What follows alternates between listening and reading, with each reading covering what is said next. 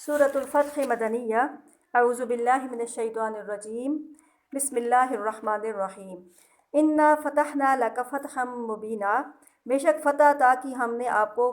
فتح مبین، کھلا اور واضح ظاہرہ فتح، لیغفر لک اللہ ما تقدم من ذنبک وما تأخر، تاکہ معاف فرما دے اللہ تعالیٰ آپ کی اگلی اور پچھلی خطائیں، وَيُتِمَّ نِعْمَتَهُ عَلَيْكَ، اور وہ پوری کرے اپنی نعمت آپ کے اوپر، وَيَهْدِيَكَ صِرَاطًا مُسْتَقِيمًا، اور وہ رہنمائی کرے آپ کی سیدھے راستے کی طرف۔ اب یہ جو صورت ہے سورۃ الفتح، یہ بھی مدنی صورت ہے، اور یہ ایک خاص، یعنی اس کا شان نزول جو ہے ایک خاص واقعے کے اوپر مشتمل ہے، جس کو سیرت کی کتابوں میں بہت ڈیٹیل سے بیان کیا گیا ہے، جس کو کہ صلح حدیبیہ کا واقعہ کہتے ہیں۔ اور چونکہ یہ ایک بہت مشہور واقعہ تھا سیرت میں، نبی صلی اللہ علیہ وسلم کی حیات مبارکہ میں، اسی کے اوپر جو ہے یہ صورت بھی نازل ہوئی۔ اور جس طریقے سے اس صورت کا سب سے آخری رکوع ہے نا، جس میں آتا ہے کہ سب سے آخری رکوع آیت نمبر 27، جس میں آتا ہے لقد صدق اللہ رسولہ الرؤیا بالحق، البتہ تحقیق سچ کر دکھایا اللہ تعالیٰ نے اپنے رسول کا خواب حق کے ساتھ، لتدخلن المسجد الحرام ان شاء اللہ آمنین، کہ تم البتہ ضرور داخل ہوگے مسجد حرام میں اگر چاہا اللہ تعالیٰ نے تو امن و اطمینان کے ساتھ۔ تو کہتے ہیں کہ اس کا واقعہ یہ پیش آیا تھا کہ جب نبی صلی اللہ علیہ وسلم مکہ سے ہجرت کر کے مدینہ تشریف لے آئے،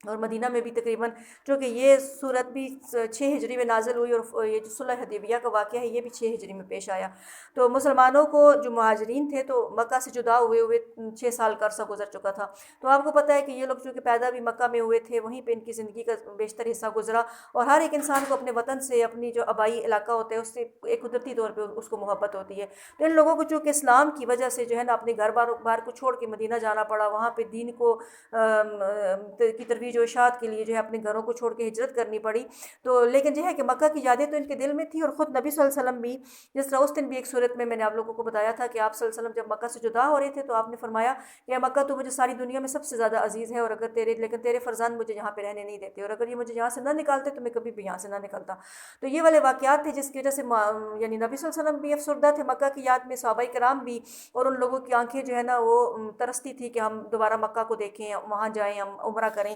لیکن جو کہ ان لوگوں کو مکہ میں داخل ہونے کی اجازت نہیں تھی، کیونکہ آپ کے آنے کے بعد جو ہے پہلے بھی مشرکین نے وہاں پہ آپ لوگوں کو خوب ستایا، خوب تنگ کیا، لیکن آپ لوگوں جب آپ ہجرت کر کے نبی صلی اللہ علیہ وسلم بھی اور مہاجرین آپ کے صحابہ جو تھے وہ بھی ہجرت کر کے مدینہ آ گئے، تو اس کے بعد انہوں نے ساری جگہوں پہ قبضہ کر لیا، وہ لوگ جو اپنے گھر بار چھوڑ کے آئے تھے، اپنی جو زمینیں جائیدادیں چھوڑ کے آئے تھے ان کے اوپر بھی انہوں نے قبضہ کر لیا، تو لہٰذا ان لوگوں کی وہاں پہ جانے کی کوئی سبیل پیدا نہیں ہو رہی تھی۔ تو ایک دفعہ جو ہے جیسے اس آیت نمبر 27 میں آیا ہے کہ، اور اس کی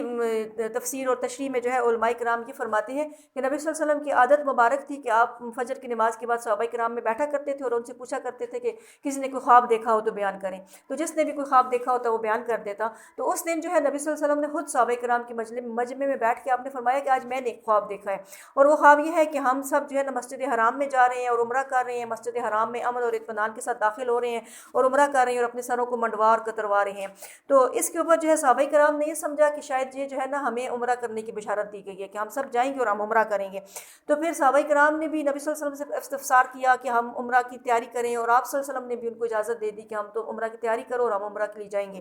لیکن اس خواب میں یہ تھا کہ آپ کو کوئی وقت نہیں بتایا گیا تھا، صرف یہ بتایا گیا تھا کہ آپ مسلمان اور نبی صلی اللہ علیہ وسلم کی سنگت میں مکہ میں داخل ہو رہے ہیں، عمرہ کر رہے ہیں، اپنے سروں کو کٹوا اور منڈوا رہے ہیں، لیکن یہ نہیں بتایا گیا تھا اس میں کہ یہ اسی سال ہوگا یا یہ مطلب ابھی ہوگا۔ تو وہ لوگ چونکہ پہلے سے ہی مشتاق تھے اور پہلے سے ہی اس امید میں تھے کہ کوئی ایسی سبیل پیدا ہو تو ہم جائیں، تو سب لوگوں نے تیاری شروع کر دی۔ تو پھر جو ہے نا نبی صلی اللہ علیہ وسلم نے بھی ان کے ساتھ یعنی تیاری شروع کر دی، اور آپ لوگ جو ہے مکہ سے مدینہ سے احرام باندھ کے جو ہے مکہ عمرے کی طرف کے لیے روانہ ہو گئے۔ لیکن وہاں پہ کرنا یہ ہوا کہ جب مشرکین کو پتہ چلا کہ مسلمان جو ہے، اور راستے میں آتے جاتے ہوئے جو ہی نبی صلی اللہ علیہ وسلم نے رخت سفر باندھا تو مدینہ میں بھی جتنے صحابہ تھے وہ آپ کے ساتھ شامل ہو گئے، اور راستے میں بھی اور لوگ بھی شامل ہوتے گئے، حتیٰ کہ صحابہ کرام کی تعداد 1400 تک پہنچ گئی۔ تو پھر لیکن جب مکہ کے قریب پہنچے تو مشرکین مکہ کو جب اس بات کا پتہ چلا تو انہوں نے کہا کہ نہیں، مسلمانوں کو کبھی بھی ہم نے مکہ میں داخل نہیں ہونے دینا، کیونکہ اگر یہ مکہ میں داخل ہو گئے تو ارد گرد کے بھی سارے لوگ سمجھیں گے کہ ہم جو ہے نا وہ دب گئے ہیں اور ہم ڈر گئے ہیں، اس وجہ سے ہم نے، کیونکہ دین کی وجہ سے ہی ہمارا اور ان کا ٹاکرا تھا، اور وہ بات جب تک اس کا کوئی حل نہیں نکلا تو ہم ان کو داخل نہیں ہونے دیں گے، کیونکہ اس کی وجہ سے ارد گرد کے قبیلوں کے اوپر بھی جو ہے نا ہماری بزدلی کا وہ امپیکٹ پڑے گا، اور مسلمانوں کی کامیابی اس کو کنسیڈر کیا جائے گا۔ تو انہوں نے مسلمانوں کو وہیں پہ ہی مکہ کے اندر یعنی مسجد حرام یا حرم کی جو حدود ہے اس میں داخل ہونے سے پہلے یہ حدیبیہ کے مقام پہ روک لیا. پھر وہاں پہ جو ہے اور ان کو مکہ میں داخل ہونے سے روک دیا اور عمرہ جو ہے نا عمرے سے بھی روک دیا. تو آپ صلی اللہ علیہ وسلم نے حضرت عثمان رضی اللہ تعالیٰ عنہ کو اپنا نمائندہ بنا کر مکہ بھیجا تاکہ رؤسائی قریش سے گفتگو کر کے انہیں مسلمانوں کو عمرہ کرنے کی اجازت دینے پر آمادہ کر سکے، کیونکہ سب سے پہلے نبی صلی اللہ علیہ وسلم نے حضرت عمر رضی اللہ تعالیٰ عنہ سے کہا، لیکن انہوں نے جو ہے نا ایکسکیوز کر لیا کہ چونکہ مکہ میں میری بہت دشمنیاں ہیں، کیونکہ حضرت عمر رضی اللہ تعالیٰ عنہ بہت سخت مزاج کے تھے، تو اس وجہ سے جو ہے نا اور یہ ساری سختی ان کی وہ بھی دین کے لیے تھی، لیکن اس کی وجہ سے جو ہے نا مکہ میں اکثر لوگوں کے ساتھ ان کا جو ہے نا اختلافات رہتے تھے. تو انہوں نے یہ تجویز پیش کی کہ آپ حضرت عثمان کو بھیج دیں، کیونکہ وہ بہت ہی سافٹ اور یعنی پولائٹ طبیعت کے بھی مالک تھے اور مکہ کے لوگوں کے اوپر ان کے بڑے احسانات بھی تھے. تو اس لیے نبی صلی اللہ علیہ وسلم نے حضرت عثمان رضی اللہ تعالیٰ عنہ کو اپنا نمائندہ بنا کر مکہ بھیجا تاکہ وہ رؤسائی قریش سے گفتگو کر کے انہیں مسلمانوں کو عمرہ کی اجازت دینے پر آمادہ کریں. لیکن حضرت عثمان کے مکہ جانے کے بعد ان کی شہادت کی افواہ پھیل گئی، کیونکہ جب حضرت عثمان مکہ میں چلے گئے تو مشرکین مکہ نے اور رؤسائی قریش نے کہا کہ آپ عمرہ کر دیں، ہم آپ کو اجازت دیتے ہیں. لیکن انہوں نے عرض کی کہ نہیں، جس وقت تک یعنی ہمارے نبی جو ہیں ان کی آنکھیں ترس رہی ہیں، جس وقت تک وہ نہیں آئیں گے اور باقی لوگ نہیں آئیں گے تو میں اکیلے عمرہ نہیں کروں گا. تو انہوں نے جو ہے نا حضرت عثمان رضی اللہ تعالیٰ عنہ کو ادھر نظر بند کر دیا. نظر بند سے مراد یہ ہے کہ عارضی طور پہ ایک ٹمپریری ان کو یرغمال سا بنا لیا. تو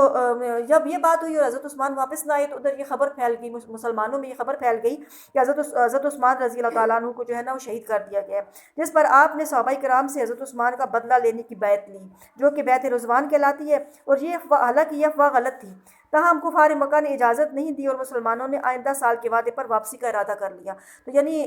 پہلے تو یہ ہوا کہ انہوں نے اجازت نہیں دی اور عثمان بھی وہاں پہ رک گئے اور یہ خبر پھیل گئی کہ حضرت عثمان کو شہید کر دیا گیا ہے، جس کے اوپر بیعت رضوان منعقد ہوئی، اس کا بھی ذکر اب اس صورت کے رکوع میں آئے گا. تو وہ بیعت رضوان یہ تھی کہ تمام صحابہ کرام نے اللہ تعالیٰ کی رضامندی کے اوپر اور نبی صلی اللہ علیہ وسلم کی اطاعت کے اوپر جو ہے بیعت لی. اور یہ بیعت چونکہ ایک درخت کے نیچے ہوئی تھی، اس لیے اس کو جو ہے نا ایک بیعت رضوان بھی کہتے ہیں اور بیعت الشجرہ بھی کہتے ہیں کہ یہ درخت کے نیچے یہ بیعت ہوئی تھی. اور ان میں سب لوگوں نے اس بات کے اوپر بیعت کی کہ ہم جو ہے نا حضرت عثمان رضی اللہ تعالیٰ عنہ کے خون کا بھی بدلہ لیں گے. اور اس کے اوپر یہ ہوا کہ مشرکین مکہ کے اوپر یہ اثر پڑا کہ انہیں سمجھ آ گئی کہ بھائی یہ لوگ تو اتنی طاقت میں ہیں اور اتنا یعنی ان کا وہ ہے اثرات ہیں دور دور تک جو پہنچ چکے ہیں، تو اب ہمیں ان کے ساتھ کسی بات کے اوپر سلو کرنی چاہیے. تو پھر انہوں نے یہ کیا کیا کہ اپنی سلو کی کوششیں جو ہے انہوں نے تیز کر دی.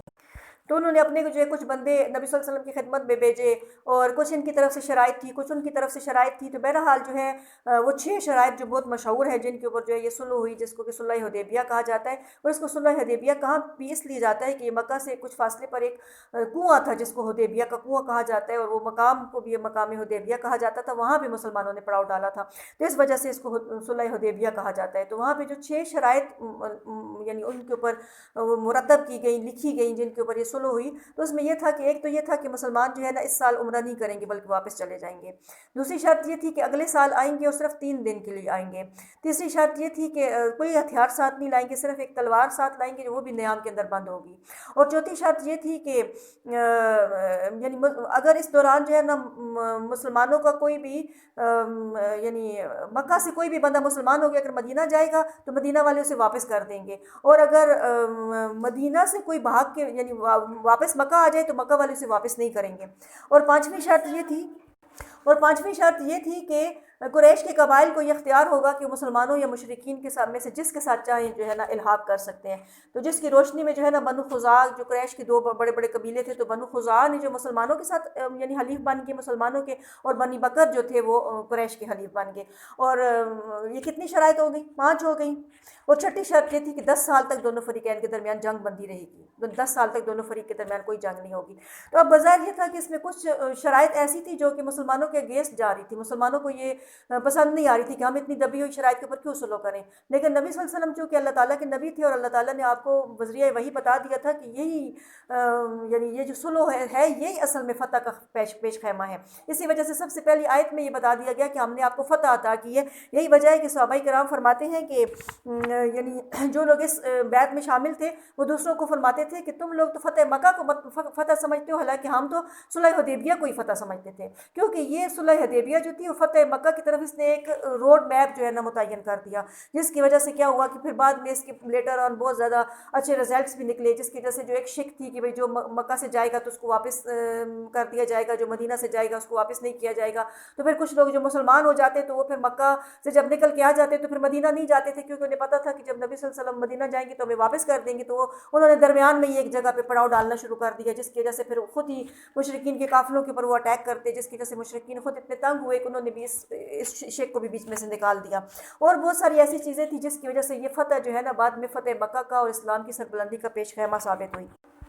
تو پھر کیا ہوا کہ حدیبیہ سے مدینہ کی طرف آتے ہوئے راستے میں یہ صورت اتری، جس میں اسی صلح کو فتح مبین سے تعبیر کیا گیا، کیونکہ یہ صلح فتح مکہ کا پیش خیمہ تھی، اور اس کے 2 سال بعد ہی مسلمان جو ہے نا مکے میں فاتحانہ طور پر داخل ہو گئے، جیسے کہ 6 ہجری کو یہ فتح ہوئی،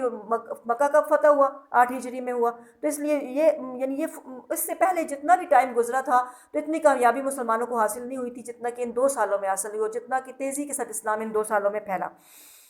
اس لیے بعض صحابہ کرام کہتے ہیں کہ تم تو فتح مکہ کو فتح شمار کرتے ہو، لیکن ہم حدیبیہ کو ہی فتح شمار کرتے ہیں۔ اور نبی کریم صلی اللہ علیہ وسلم نے اس صورت کی بابت فرمایا کہ آج کی رات مجھ پر وہ صورت نازل ہوئی ہے جو مجھے دنیا و ما فیہا سے زیادہ محبوب ہے۔ صحیح بخاری میں جو ہے نا یہ حدیث مذکور ہے۔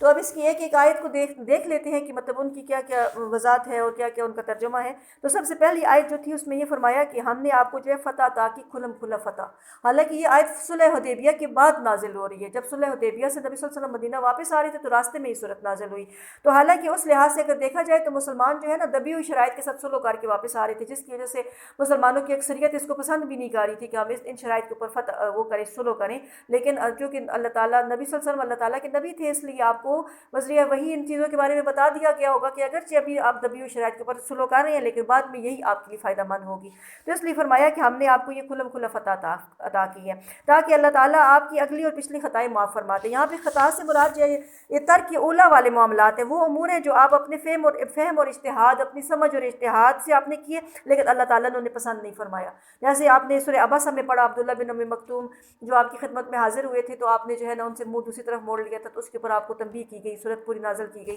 اسی طریقے سے بعض ایسی چیزیں جو اجتہادی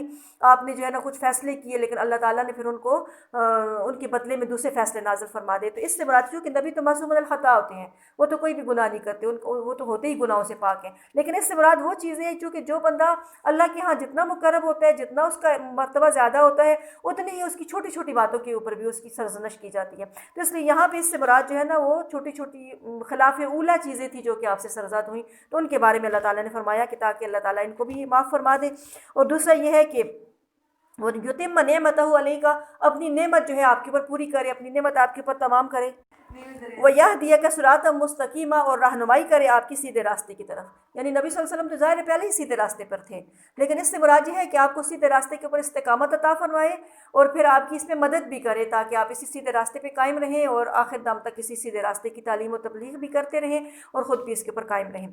اور دوسری آیت میں فرمایا کہ وَيَنْصُرَكَ اللَّهُ نَصْرًا عَزِيزًا اور مدد دی اللہ تعالیٰ نے آپ کو غلبے والی مدد، یعنی یا تو دے گا، یعنی ینصرہ جو ہے مضارع ہے نا، مضارع میں فیوچر کا مستقبل کا معنی آتا ہے کہ تاکہ اسی صلح حدیبیہ کے ضمن میں ہی اللہ تعالیٰ آپ کو ایک غلبے والی مدد عطا کرے گا، ایک غلبے والی فتح آپ کو عطا فرمائے گا جو کہ فتح مکہ ہے، ظاہر بات ہے۔ هو الذی انزل السکینۃ فی قلوب المؤمنین اللہ تعالیٰ وہ ذات ہے جس نے اتاری تسلی ایمان والوں کے دلوں میں، لیزدادوا ایمانا مع ایمانہم تاکہ بڑھ جائیں ایمان والے اپنے ایمانوں میں۔ تو یہاں پہ یعنی جو اللہ تعالیٰ نے تسلی نازل فرمائی تو اس سے وہی مراد ہے کہ جو پہلے وہ نہیں چاہ رہے تھے کہ ہم ان شرائط کے اوپر صلح کریں، لیکن بعد میں پھر انہوں نے اللہ تعالیٰ نے ان کی بھی شرح صدر فرما دی اور وہ لوگ بھی اس بات کو کنسیڈر کرنے پہ تیار ہو گئے کہ ہاں واقعی ہمارا اسی میں کوئی بعض اوقات ایسے ہوتا ہے نا کہ ایک چیز انسان کو طبی طور پہ پسند نہیں آ رہی ہوتی لیکن وہ مجبور ہوتا ہے اس چیز کو کرنے میں، تو اس میں پھر انسان کو یہی سوچ لینا چاہیے کہ ہو سکتا ہے اللہ تعالیٰ نے ہمارے لیے اسی میں بہتری رکھی ہو۔ جیسے سورہ بقرہ میں آیت آتی ہے نا کہ وَعَسَىٰ أَن تَكْرَهُوا شَيْئًا وَهُوَ خَيْرٌ لَكُمْ وَعَسَىٰ أَن تُحِبُّوا شَيْئًا وَهُوَ شَرٌّ لَكُمْ۔ یہ بعض اوقات ایسے ہوتے ہیں کہ تم ایک چیز کو ناپسند کرتے ہو لیکن وہ تمہارے لیے بہتر ہوتی ہے، اور ایک چیز کو تم پسند کرتے ہو لیکن وہ تمہارے لیے بری ہوتی ہے۔ تو یہاں پہ بھی یہی ہے کہ چونکہ صحابہ کرام پہلے نہیں مان رہے تھے، یعنی نہیں پسند کر رہے تھے، لیکن پھر اللہ تعالیٰ نے ان کے اوپر تسلی نازل کی تو ان کے دلوں میں بھی یقین پیدا ہو گیا کہ ہاں واقعی یہ جو ہے یہی اسی میں ہی ہمارے لیے بہتری ہے۔ وَلِلَّهِ جُنُودُ السَّمَاوَاتِ وَالْأَرْضِ، اور اللہ ہی کے لیے لشکر آسمانوں کے اور زمین کے، وَكَانَ اللَّهُ عَلِيمًا حَكِيمًا، اور اللہ تعالیٰ جاننے والا حکمت والا ہے۔ یہاں پہ جو اللہ تعالیٰ نے لشکروں کا ذکر کیا کہ زمین و آسمان کے سارے لشکر اللہ ہی کے لیے، یعنی اس سے یہ بھی مراد ہے کہ اگر اللہ تعالیٰ، جیسے اس دن بھی ذکر ہوا تھا سورہ محمد میں بھی، وہ میں نے آپ لوگوں کو بتایا تھا کہ اگر اللہ چاہے تو اپنے دشمنوں سے ہواؤں کو بیچ کے بھی بدلہ لے سکتا ہے، بادلوں کو بیچ کے بھی بدلہ لے سکتا ہے، پانیوں اور بارشوں سے بھی بدلہ لے سکتا ہے، لیکن اللہ یہ چاہتا ہے کہ وہ اپنے بندوں کی ایمان کی بھی آزمائش کرے، تاکہ اس کے بندوں میں سے کون ہے جو کہ اس کے دین کے لیے کٹنے مرنے کے لیے تیار ہیں، اور کون ہے جو کہ منافقت کا مظاہرہ کرتے جب دین کے اوپر کوئی مشکل آتی ہے۔ اور اللہ تعالیٰ جاننے والا حکمت والا ہے۔ لِيُدْخِلَ الْمُؤْمِنِينَ وَالْمُؤْمِنَاتِ جَنَّاتٍ تَجْرِي مِن تَحْتِهَا الْأَنْهَارُ، تاکہ داخل فرمائے اللہ تعالیٰ ایمان والے مردوں اور ایمان والی عورتوں کو ایسے باغات میں کہ بہتی ہیں ان کے نیچے سے نہریں، خالدین فیہا، رہنے والے اس میں، وَيُكَفِّرَ عَنْهُمْ سَيِّئَاتِهِمْ، اور ہٹا دے ان سے ان کی برائیاں، وَكَانَ ذَلِكَ عِندَ اللَّهِ فَوْزًا عَظِيمًا، اور یہ جو ہے اللہ تعالیٰ کے ہاں جو ہے نا بہت بڑی کامیابی ہے، اور بہت بڑی یعنی اس میں مسلمانوں کے لیے بہت بڑی کامیابی ہے۔ جیسے حدیث میں آتا ہے کہ جب مسلمانوں نے سورہ فتح کا ابتدائی حصہ سنا، جس میں آتا ہے کہ لِيَغْفِرَ لَكَ اللَّهُ، تو انہوں نے نبی صلی اللہ علیہ وسلم سے کہا کہ آپ یہ آیت تو آپ کے لیے، آپ کو مبارک ہو، لیکن ہمارے لیے کیا ہے؟ جس پر اللہ تعالیٰ نے یہ آیت کے لِيُدْخِلَ الْمُؤْمِنِينَ نازل فرمائی، جس میں یہ بتایا گیا کہ اس کی ضمن میں اللہ تعالیٰ جو کہ مسلمانوں نے اپنی طبیعت کے اگینسٹ ایک فیصلے کو قبول کیا ہے اللہ اور اللہ کے رسول کی رضا کے لیے، تو اس میں اللہ تعالیٰ نے ان کے لیے اتنا اجر و ثواب رکھا ہے کہ ان کی بھی اگلی اور پچھلی ساری خطائیں جو ہے اللہ تعالیٰ نے معاف فرما دی۔ وَيُعَذِّبَ الْمُنَافِقِينَ وَالْمُنَافِقَاتِ وَالْمُشْرِكِينَ وَالْمُشْرِكَاتِ الظَّانِّينَ بِاللَّهِ ظَنَّ السَّوْءِ، اور تاکہ عذاب دے اللہ تعالیٰ منافق مردوں کو اور منافق عورتوں کو اور مشرک مردوں کو اور مشرک عورتوں کو، الظَّانِّينَ گمان کرنے والے، باللہ اللہ تعالیٰ کے بارے میں، ظَنَّ السَّوْءِ برے گمان، جو کہ اللہ کے بارے میں برے گمان کرتے تھے، کیونکہ جب نبی صلی اللہ علیہ وسلم نے رخت سفر باندھا اور مدینہ سے مکہ عمرے کے لیے آئے تو اس میں بہت سارے منافقین بھی تھے، جیسے اسی صورت کے اگلے ایک دو رکوعوں میں ان کا ذکر آئے گا، تو وہ کہتے تھے کہ بھئی یہ لوگ،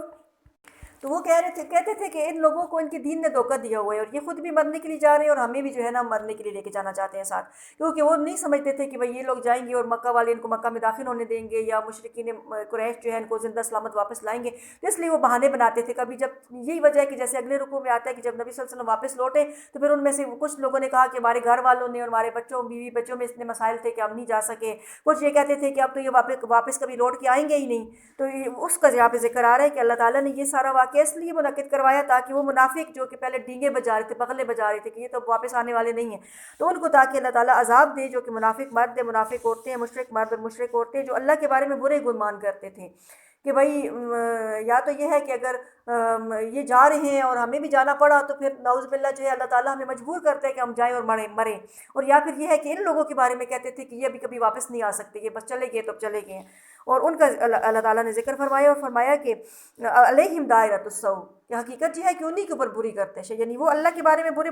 گمان کرتے ہیں، ظن السوء برے گمان کرتے ہیں، حقیقت یہ ہے کہ انہی کے اوپر بری گردش ہے اور برے حالات انہی کے ہوں گے۔ وغضب اللہ علیہم ولعنہم وأعد لهم جہنم وساءت مصیرا، اور غضبناک ہوا اللہ تعالیٰ ان کے اوپر، یعنی ناراض ہوا اللہ تعالیٰ ان کے اوپر اور لعنت کی ان کے اوپر، اور تیار کیا اللہ تعالیٰ نے ان کے لیے جہنم، وساءت مصیرا، اور بری ہے لوٹنے کی جگہ، تو اللہ تعالیٰ نے ان کے لیے جہنم تیار کر رکھی ہے جو کہ بہت ہی بری جگہ ہے۔ وَلِلَّهِ جُنُودُ السَّمَاوَاتِ وَالْأَرْضِ، اور اللہ ہی کے لیے ہے لشکر آسمانوں کے اور زمین کے، وَكَانَ اللَّهُ عَزِيزًا حَكِيمًا، اور اللہ تعالیٰ غالب حکمت والا ہے۔ اِنَّا أَرْسَلْنَاكَ شَاهِدًا وَمُبَشِّرًا وَنَذِيرًا، اب آگے جو ہے نبی صلی اللہ علیہ وسلم کی خوشنودی کے لیے جو یہ آیات آ رہی ہیں کہ اے نبی، بے شک ہم نے آپ کو بھیجا شاہدن، یعنی دین حق کی گواہی دینے والا بنا کر، ومبشرن، اور خوشخبری دینے والا بنا کر، یعنی جو لوگ اس دین حق کو قبول کریں گے ان کو جنت کی خوشخبری دینے والا، ونذیرن، اور جو اس دین حق کو قبول نہیں کریں گے ان کو جہنم سے عذاب سے ڈرانے والا بنا کر، لتؤمنوا باللہ ورسولہ وتعزروہ وتوقروہ، تاکہ تم ایمان لاؤ اللہ پر اور اس کے رسول پر، اور تم